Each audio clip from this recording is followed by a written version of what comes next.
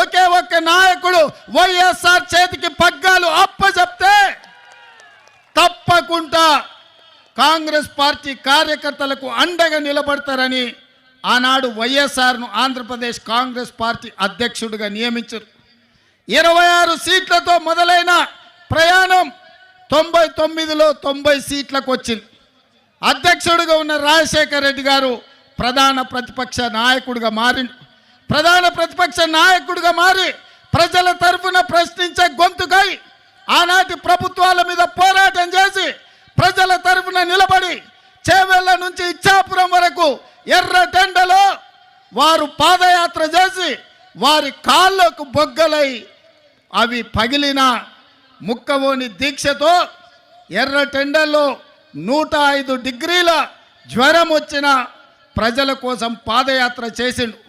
రాజశేఖర రెడ్డి గారు ఆనాడు పాదయాత్ర చేసి ప్రజల కష్టాలు తెలుసుకొని దళితులు, గిరిజనులు, బలైన వర్గాల కోసం, ఆదివాసీల కోసం, అడవులలో ఉండే బిడ్డల కోసం, మహిళల కోసం, మైనారిటీల కోసం వాళ్ళ సమస్యలను అడిగి వాళ్ళ గుండె చప్పుడు విని 2004లో ఇందిరమ్మ రాజ్యం తెచ్చిండు. కాంగ్రెస్ను అధికారంలోకి తీసుకొచ్చిండు.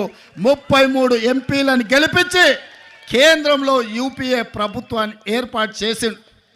ఆనాడు కేంద్రంలో ప్రభుత్వం ఏర్పడ్డదంటే ఆంధ్రప్రదేశ్లో అధికారంలోకి కాంగ్రెస్ వచ్చింది అంటే రాజశేఖర రెడ్డి గారు ముక్కవోని దీక్షతోటి ఆనాడు పోరాటం చేసిండు.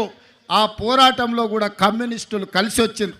సిపిఐ, సిపిఎం కూడా ఆనాడు డాక్టర్ వైఎస్ఆర్తో కలిసి పేద ప్రజల కోసం ఎర్ర జెండా ఎత్తిండ్రు.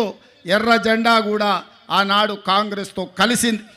ఆ విధంగా పాదయాత్ర చేసి ప్రజల యొక్క ఆలోచన తెలుసుకొని అందుకే రాజశేఖర రెడ్డి గారు రైతులకు మొట్టమొదటి సంతకం ఎల్బీ స్టేడియంలో అధికారంలోకి వచ్చిన రోజు ఉచిత కరెంటునిచ్చి రైతులను ఆదుకోవాలి, రైతుల మీద ఉన్న అక్రమ కేసులు తొలగించాలి, రైతుల మీద ఉన్న భారం ఏదైతే కరెంటు బిల్లులు ఉన్నాయో 1200 కోట్ల రూపాయలు ఒక్క కలం పోటుతోని రద్దు చేసి రైతులను ఆదుకున్నాడు. రైతులను వ్యవసాయం దండుగ కాదు, వ్యవసాయం పండుగ అని ఆ ఉచిత కరెంటు ద్వారా వైఎస్ఆర్ మనకు నిరూపించిండు. అదేవిధంగా ఆరోగ్యం అందక సర్కారు దవాఖానకు పోతే అక్కడి నుంచి అక్కడనే శ్మశానానికి పోయే రోజులు. పేదలను ఆదుకోవాలంటే రాజీవ్ ఆరోగ్యశ్రీ ఉండాలి. పేదలకు 2 లక్షల రూపాయలతోని ఉచితంగా వైద్యాన్ని అందించి అపోలో, యశోద లాంటి ఆసుపత్రులు పేదవాళ్ళు ఎన్నడూ చూడలే.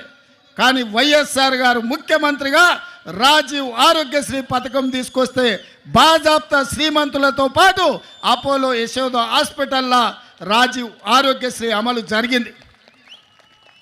ఇదే కాదు, పేదవాళ్ళ బిడ్డలు చదువుకోవాలి, శ్రీమంతుల పిల్లలే నారాయణ లేకపోతే చైతన్యంలో ప్రైవేటు కాలేజీల్లో చదువుకుంటుంటే పేదల బిడ్డలకు, బీసీలకు, బడుగులకు, బలైన వర్గాలకు విద్య దూరం అవుతుంటే రాజశేఖర రెడ్డి గారు ఆలోచన చేసిండ్రు.